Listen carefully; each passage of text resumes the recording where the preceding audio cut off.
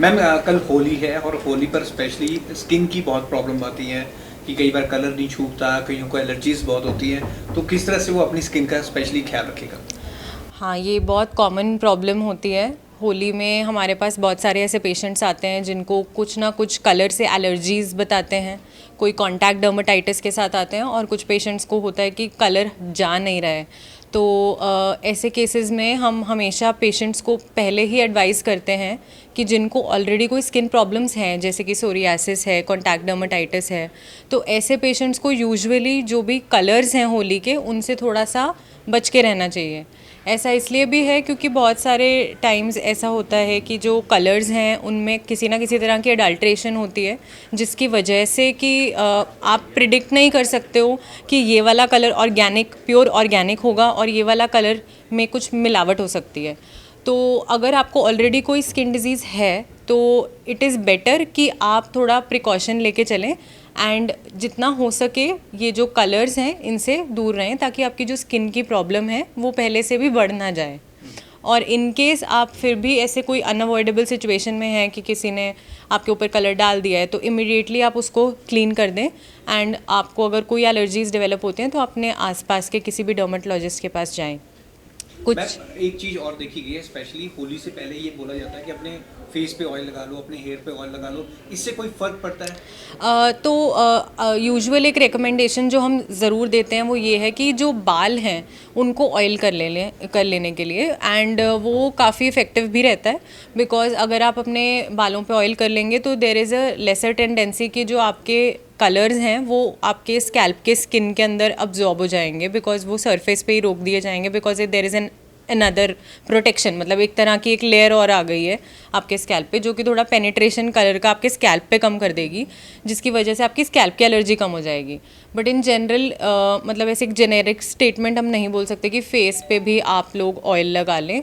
हाँ, थोड़ा मॉइस्चराइज़ कर सकते हैं आप, एक जो normal barrier of the skin है उसको मेंटेन करने के लिए अगर आप अपनी बॉडी पे, अपने फेस पे एक मॉइस्चराइज़र की लेयर लगा के, एंड सनस्क्रीन का लगाना बहुत इंपॉर्टेंट है, नॉट जस्ट होली के फेस्टिवल में but in general also.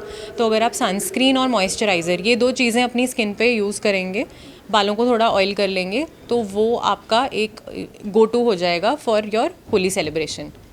Ma'am अगर पिछली बार अगर हम होली में देखे जाएं, लोगों को बहुत प्रॉब्लम्स आती हैं, एलर्जी की किस किस टाइप की प्रॉब्लम्स आती है और उन्हें क्या करना चाहिए?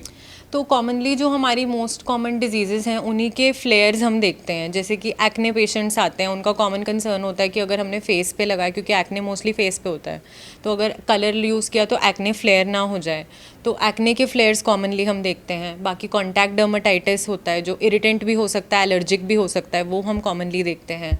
सोरियासिस किसी को हो तो वो भी बढ़ सकता है। बाकी लोग बहुत ज़्यादा अगर सन में खेल रहे हैं तो वो कॉमनली फ़ोटो कॉन्टैक्ट डर्मेटाइटिस भी हो जाता है, because colour and photo exposure दोनों चीज़ों का इकट्ठे होना, तो वो भी हो जाता है। क्योंकि कभी कभी लंबे लंबे आवर्स के लिए ऐसे ओपन प्लेसेस में हम होली खेल रहे होते हैं, तो वो दोनों चीज़ें कंबाइन करके भी रिएक्शन कॉज कर सकती हैं स्किन में।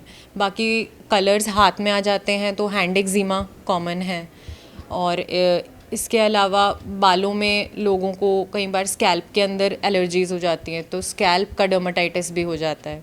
ये सब कॉमन हमारी प्रॉब्लम्स सूखी हैं। होली खेलनी चाहिए, गीली नहीं खेलनी चाहिए क्योंकि कलर्स इफेक्ट करते हैं, किस तरह से? मतलब ऐसा भी कोई स्पेसिफिक इसका वो नहीं है कि सूखी खेलनी है या गीली खेलनी है। जो भी खेलनी है उसको थोड़ा ध्यान से खेलना है, बस जो आपके प्रिकॉशंस हैं वो लेकर के खेलना है। दोनों में कोई ऐसा अलग से डिफरेंस नहीं है कि एक चीज़ is more safer than the other. तो जैसे भी आप बाहर जा रहे हैं अपना सनस्क्रीन लगाओ, अपने शेड्स पहन लो इफ़ पॉसिबल, फ़ोटो प्रोटेक्टेड हो जाओ, मॉइस्चराइज़र लगाओ और उसके बाद होली को एंजॉय करो। एक स्प्रे स्पेशली आता है होली पे, वो देखा जाता है बहुत ज़्यादा यूज़ होता है, उसमें केमिकल भी होता है, क्या उसका यूसेज होना चाहिए? स्प्रेज इन जनरल अवॉइड ही करने चाहिए, जितना हो सके स्प्रेज ना यूज़ करें तो बेटर है, बिकॉज उसके अंदर जो माइक्रो पार्टिकल्स होते हैं वो आपके बहुत सारे allergies, not just skin allergies, आपके जो ब्रोंकियल एज़मा होता है या फिर किसी को अगर नेज़ल राइनाइटिस वाली कंप्लेंट्स हैं, नेज़ल कंप्लेंट्स हैं, वो चीज़ें भी बढ़ सकती हैं। तो स्प्रे में जितने छोटे पार्टिकल्स होते हैं, वो साइज़ इतना छोटा होता है कि वो इन जनरल आपकी इन्हलेशन के साथ भी इंटरफेयर करते हैं। तो जितना हो सके स्प्रे से तो बचना ही चाहिए, स्प्रे बिल्कुल भी यूज़ नहीं करना चाहिए होली पे। मैम जैसे होली में अगर कोई होली खेल लिया है, अगर अचानक उसको खारिश आ जाए, इचिंग बहुत ज़्यादा आने लगे, तो तत्काल उसको क्या करना चाहिए? अगर किसी को अचानक से खारिश होने लगे तो सबसे पहले तो ये करना है कि आप अपना जितना भी बॉडी पे कलर है या फिर जो भी फॉरेन मटेरियल आपकी बॉडी पे है उसको आपने हटाना है। तो आपने प्रॉपरली रनिंग वाटर में अपना जो भी एरिया इफ़ेक्टेड है उसको क्लीन करना है। Soap and running water, normal soap and running water ये यूज़ करके क्लीन करना है।